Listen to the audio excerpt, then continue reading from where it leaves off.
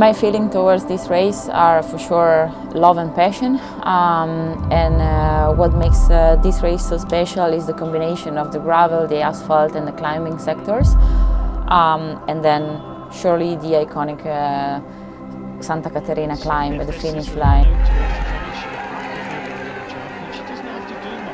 Yeah, there's a lot of passion that you feel around the race as well, and I grew up on dirt roads at home in Australia, so for me it's not too unfamiliar to be riding on the white gravel roads.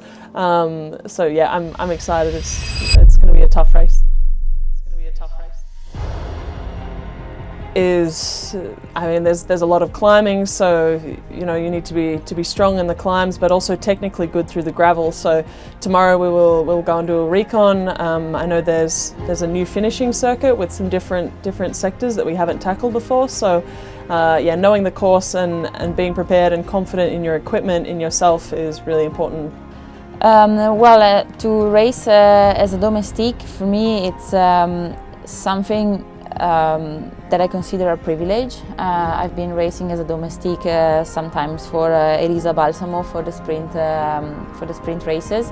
I totally understand it's something completely different than working for a rider like me that is a bit an all-rounder and is suited more for like Strade Bianche, for instance. The satisfaction that it gives to you to be useful for somebody else and to win the race is unique.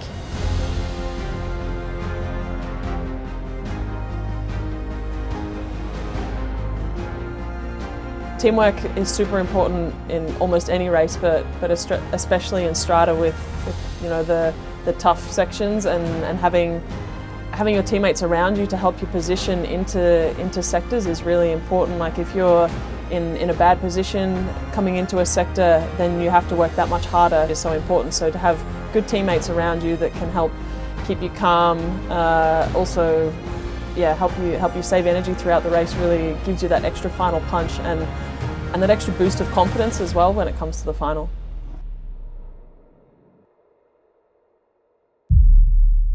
What has Elisa and Longo Borghini told you for winning this race? Stay in the front and race smart, save energy, and really trust in your own strength. To race as a captain, like there's a lot more pressure. You tackle the race totally differently. Like going in as a domestique, you know the role, you know your important points of where you need to be and how you're going to get your teammates there, and there's time to correct those errors if it's not quite right. Whereas when you're a captain, you're responding to other leaders, you're trusting in your teammates, you're trying to conserve energy for as long as possible, trying not to get too excited that you go too early. Once you hit the finish line, that's it. There's no opportunity to fix anything, like the result is final. So. Ho una squadra molto forte, quindi noi ci crediamo e ci proviamo.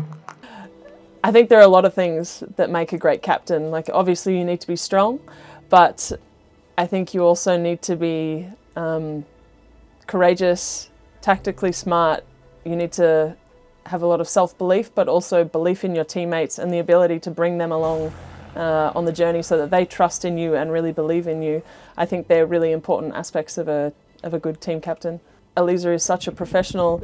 She's raced this race so many times. She's done so many races in general. A lot of the time you're just racing on instinct and reacting. Like I think before the race and before that moment you have time to feel the pressure, but in the moment you're running on adrenaline, instinct, the sensation you're feeling in the race, passion, and afterwards you can look back and feel the pressure, but in that moment, there's no time for it. For me personally, when I'm in that key moment of the race and I see that the race is about to really light up, I carry my teammates on my shoulder, because I think like they have been doing all this for me, and now it's my turn to give back. And for me, the best thing to do it is to try to get a good result and to win the race, and to do everything to give back all the effort that they have been doing for me. A final, most of the time I think about them, and I think about the fact that I have to do I have to win, I have to finish it off because they work their heart out for me. When you cross the finish line and you know your teammates have given everything, have made the most of your work, it's satisfying. Like, you know you were part of the race, you know they appreciate your work, and Elisa is a very strong and appreciative and humble leader. Like, she really recognises the work of her teammates, and that makes you want to do it again. Like, you will go in and fight again and again and again for a good leader. When they see me going, I hope they feel relieved because this means that they did a good job, and they can finally get rid of the annoying captain. Satisfied because they did a good job, and they put me in the best position to win the race or to achieve a good result. So I hope they feel fine with that and satisfied with the job they have done. Yeah, we do really win and lose together. Of course, when you win together, it's a nice moment to cherish, but when you lose together, it's something that builds up a team. And I think Lauretta will feel, satisfied because she did a good job, and all the sacrifices she has made for me were worth it. So that's the move. That's exactly what you're talking about.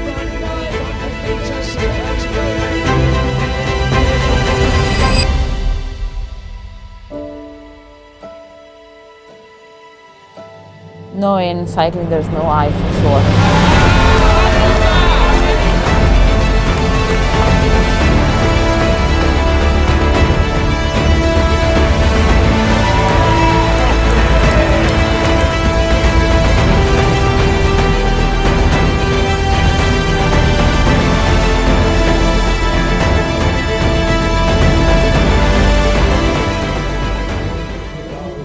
Like, Elisa was got a fantastic result for the team with second, so we're really proud of that, and just of everyone's effort. Like, Lizzie was in the break, Strade and Tirreno both did a really good job covering there in the final, so as a team we're really happy. But the team raced really well. We took the race in our hands. We were in the move of the day with Lizzie, and then Lizzie really gave 100% for us, together with Lauretta, together with Strade. Yeah, I think we can be happy from what we achieved, and we look forward for the next races.